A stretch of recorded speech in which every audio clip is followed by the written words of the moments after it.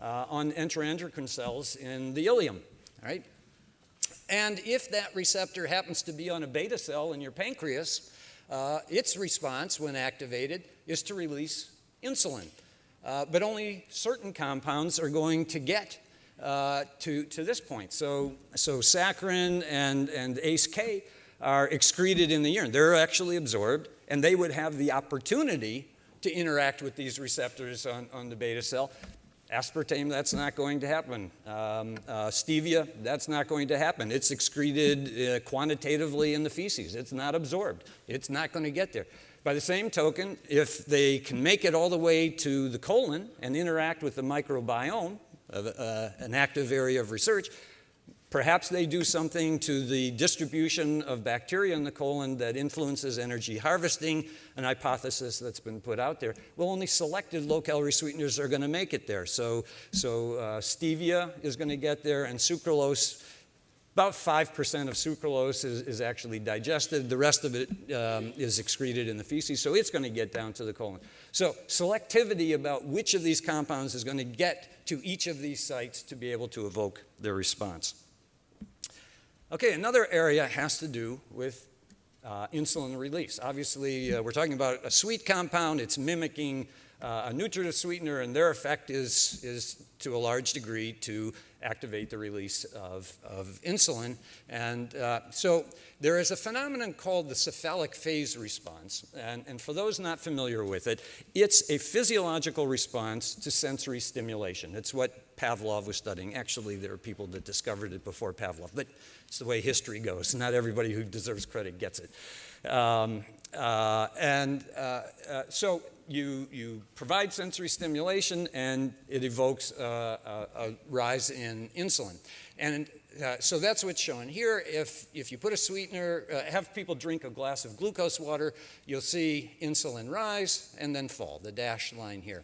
If you block that cephalic phase response, the strictly sensory-mediated influence on insulin secretion, what you see is that the rise of insulin is greater, and it's elevated for a prolonged period of time. So it leads to a different kinetics of insulin release.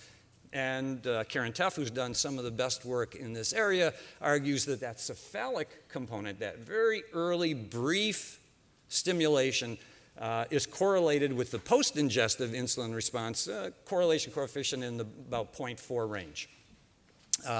So whether it's causal or associative still remains to be determined, but there is a significant association between that early insulin response and the post-ingestive response.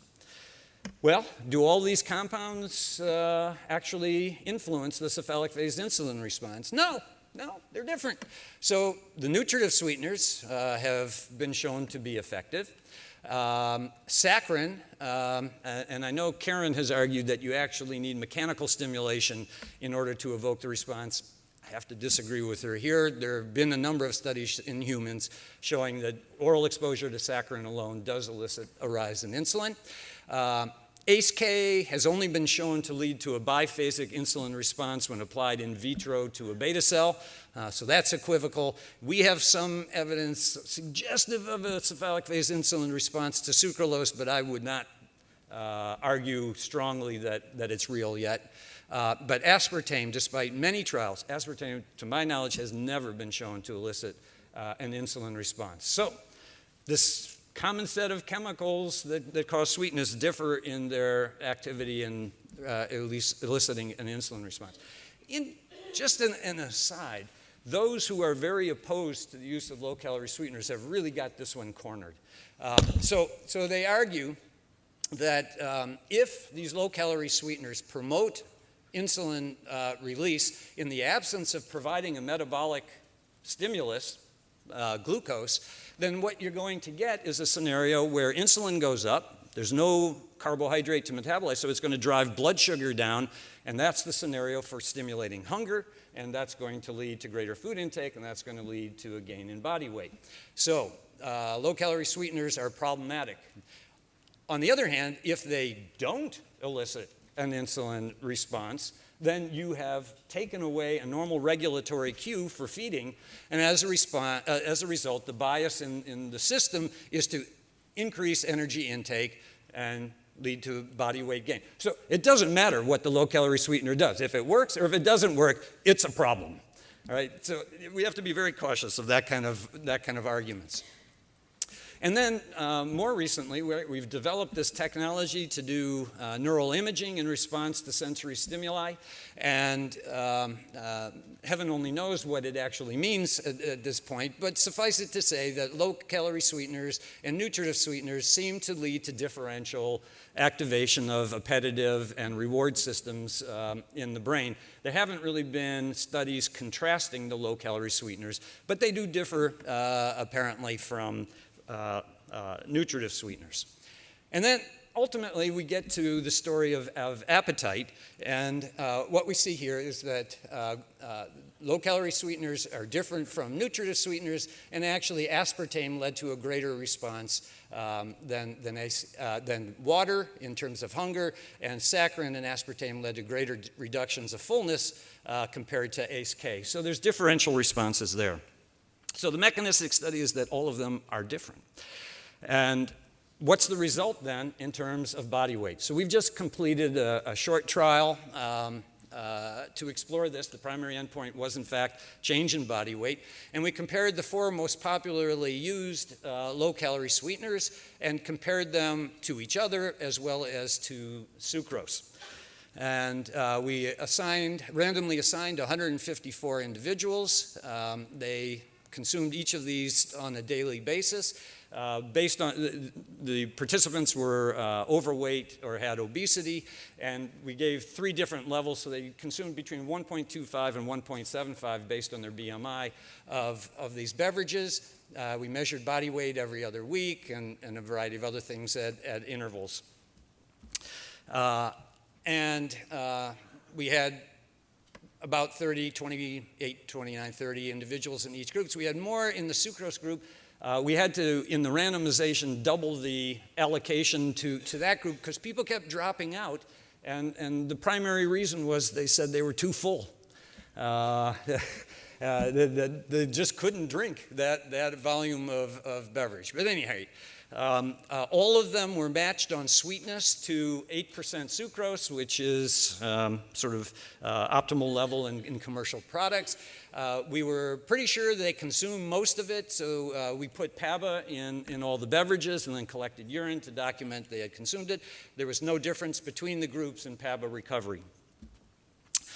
And believe me, this was a surprise. What we found was that these sweeteners over time just fanned out so that we expected the sucrose group to gain weight.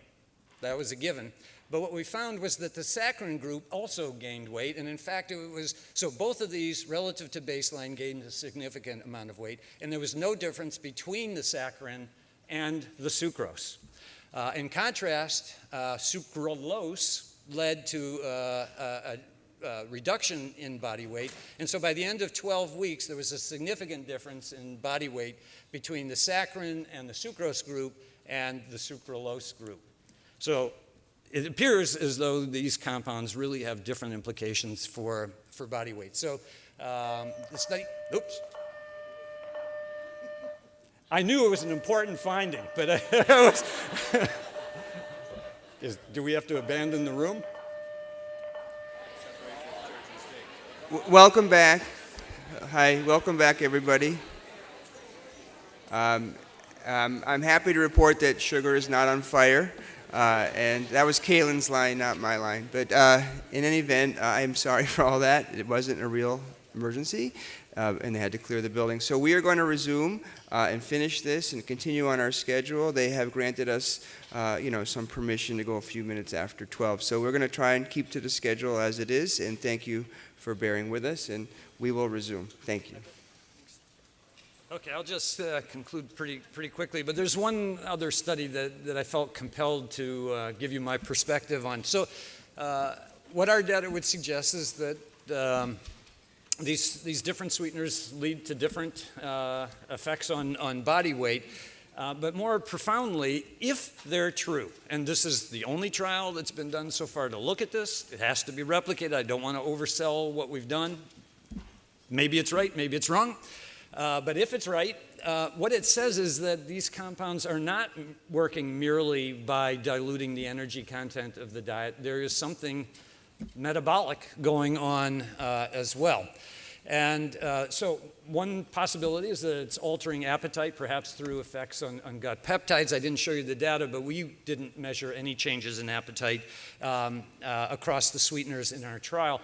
But it is an issue that's garnered a great deal of controversy, and it was driven largely by this study by Swithers and Davidson, an animal study where they divided two groups of rats, and one group was given standard chow with a certain flavor associated with it, and the other group was given chow that was on a random basis adulterated with nutritive or non-nutritive or low-calorie sweetened sweeteners. So in that inconsistent group, the association between sensory property and metabolic consequence was unpredictable, whereas in the other group, you could form a clear association. I eat this, I feel so full afterwards, now I know how much to eat.